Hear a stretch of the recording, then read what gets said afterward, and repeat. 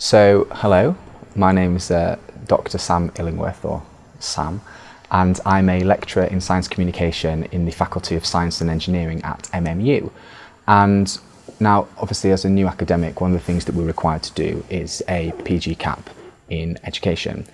And after doing a couple of courses on it, I realised, I really like this, and I want to take it further and do my diploma and eventually my master's in education. And in order to enable me to do this, obviously I'll need to do a number of courses, and that's when I discovered Flex.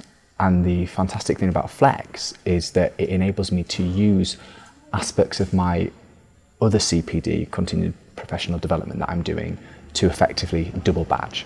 And so it means that when I'm doing workshops, I can flex it, or when I'm doing training on time management skills, I can flex it, or when I'm doing a seminar for people coming from outside the university, I can flex it. So it's absolutely fantastic. So what was really nice about it was that I was able to take into consideration things that I was already doing and to use it for Flex. And that worked both ways, because what it meant was that I didn't have to go and do additional work. And it also meant that I could start to internalize some of the things that I was already doing from a CPD point of view into, okay, how will that reflect on my students, or how will that reflect on my learning? So I could really start to take this pedagogic approach and think about it in that way to aspects of my life that I was already doing.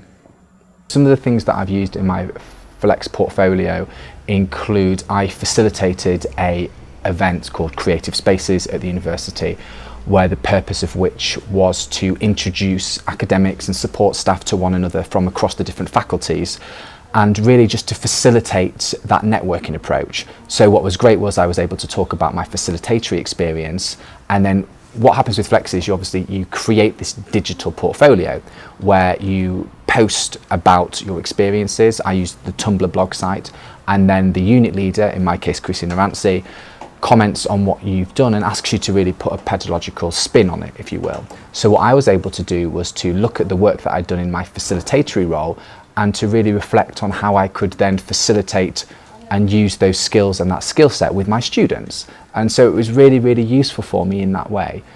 I know I have really been, waxing lyrical about it, but it is a fantastic opportunity, and it just means that you're able to really embrace what continuing professional development is and what it's about.